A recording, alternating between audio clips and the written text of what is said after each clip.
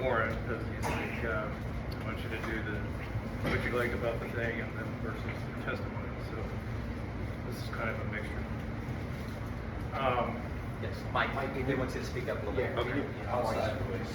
Most of us are a lot older than you, Mike, and we can't hear very good. What did you say again? Yeah. Okay. Hi, I'm Mike Marshall. Nobody's heard of me before. I've been in this group since I think it was one of the first people to be there.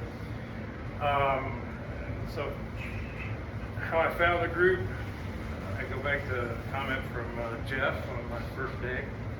Oh, you're that guy. And it was I'm the guy that responded to the Facebook post that there was a new study starting, and apparently I was the only one responding.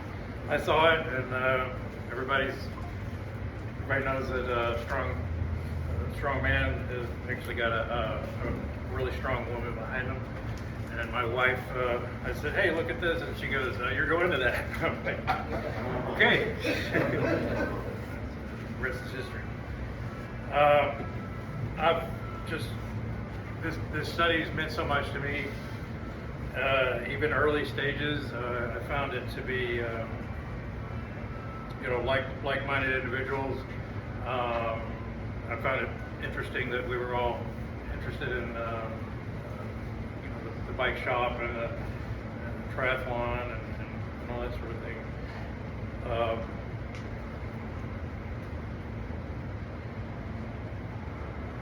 Like-minded men, similar backgrounds, desiring to know and grow in the Lord, and that's an interesting combination, a unique combination. I found the group to be very transparent and a very safe place to bring up anything going on. There was some. I just love Warren. The leadership of the group has been just amazing. I had mentors like Barry, which I wish would come back. We need to. I found him. I know where to find him, but and Daryl's meant the world to me in so many areas, and Jason as well. Jason. So, oh yeah, one thing I put here was how often do you see a men's group grow as fast as ours has grown, or grow, period. I've been in church for all my life as a kid. Came to know the Lord at 12 at a camp. And I've never seen men's activities, men's groups grow, especially outside of church in Bible study. The women's groups are just, blossoming, and it's kind of funny.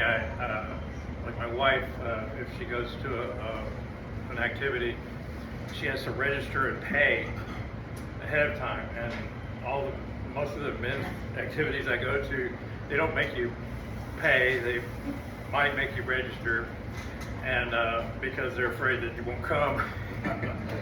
So, not true here. A lot passed, things going on, it was good, and then I have one word, cancer. Cancer changed your life. Robert and I know that well. I put here that your life before cancer became strangely dim, and it has. It's really kind of weird. You're faced with, this could be the end, especially when they tell you that you have a cancer like mine, but it's pancreatic cancer, and I can't tell you the number of people I've run across since then that oh, you had pancreatic cancer, you're still alive, you know, and that's a resounding response. And,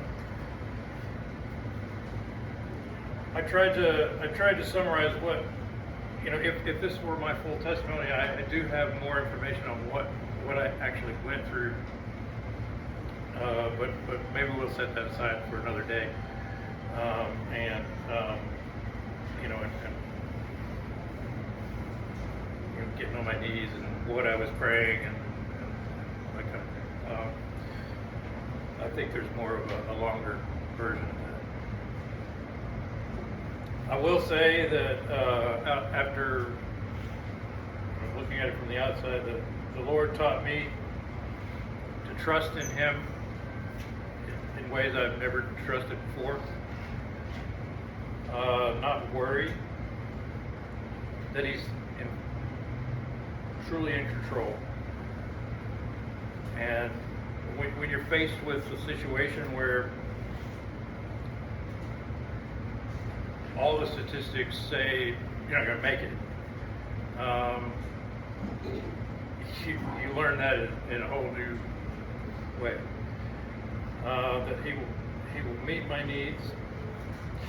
He taught me amazing perseverance. And it really helps when you got a family and your son is looking up to you and you want to be there for your wife. My son became a prayer warrior, like you wouldn't believe.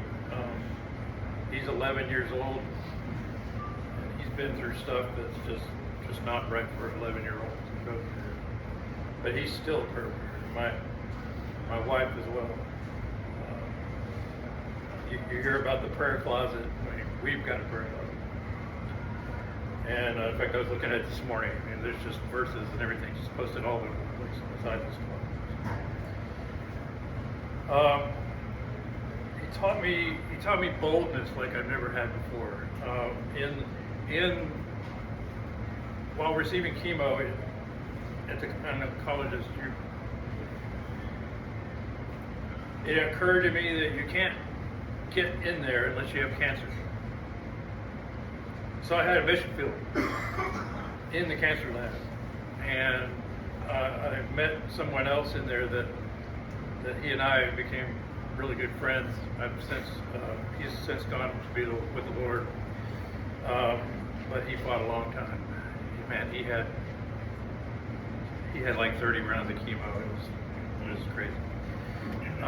Everybody was in there for all sorts of different things, but we would have newcomers come in and we would welcome them in with a smile and just, you know, have an opportunity to share how you can rejoice in such tragic situation. And then we started leaving tracts in various places for people dealing with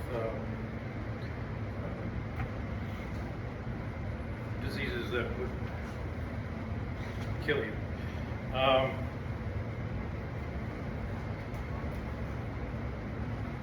I wanted to share with the current group here that I have the deepest level of gratitude for all that everyone in this group has been an absolute blessing to my family and I through this process. And there's just so many different ways that you've been there every time I've needed. And you know, when the Lord shows up and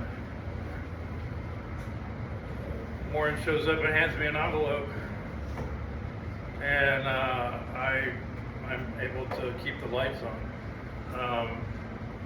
When you're dealing with the medical expenses like I was, I went through a situation with my insurance. We were purchased out. Our company was purchased. So most people have the insurance for a year, and you hit the max out of pocket, and then you're good for the rest of the year. Well, about 6 months in, we got purchased. They wanted us to switch over to their insurance, and my max out of pocket started over. So I went from suddenly having a $5,000 debt to pay plus all my medicals, some of the medicals, to instantly another 5+. So it was like $10,000 within 1 year, and no, we weren't expecting that. So I so grateful for. I stand here today. I'm not out of the woods by any means. So Thursday will be 1 year in remission, and we're planning to celebrate. But at the same time, I received a CT scan last week, and I've got the results, which they give you, and honestly, you really shouldn't look at that. But I'm a little nervous. While it does have one great thing at the bottom, it says it has not spread or anything. It hasn't gone outside of the metastasized. That's great, because once that happens, it instantly becomes stage 4 for me. So I had surgery. There is only one surgical procedure for pancreatic cancer. I qualified for it. I had it, and then there's 5 years after the surgery. It is, I hate statistics, but if you go out and look, and there's about a 10 to 12% chance that people make it to 5 years after the surgery. So, I mean, we found out that if it's going to recur, it's going to recur early. I mean, that's good. But I mean, when you receive results like I've got now, and I have to wait till tomorrow morning to get the official interpretation. But I mean, it looks like they're starting to possibly see something down where they did the surgery. So I'm a little nervous. But he taught me to trust. So there's no. It doesn't mean that you still don't get a little nervous. But he's in control, and I'm going to keep going as best I can. This morning, when I turned the radio on, I heard a song by Toby Mac called Faithfully. If you've heard of that. It just nails it. I was going to read a little bit. It said, it's been a long year. It almost took me down. Life was so good. I'm not sure we knew what we had. I'll never be the same man. I'll never feel like I felt before. It's been a hard year. It almost took me down. But when my world broke into pieces, you were there faithful. When I cried out to you, Jesus, you made a way for me. I may never be the same man, but I'm a man who still believes. When I cried out to you, Jesus, you were there faithfully. And he is, every time. So I appreciate it. I really appreciate everybody's help.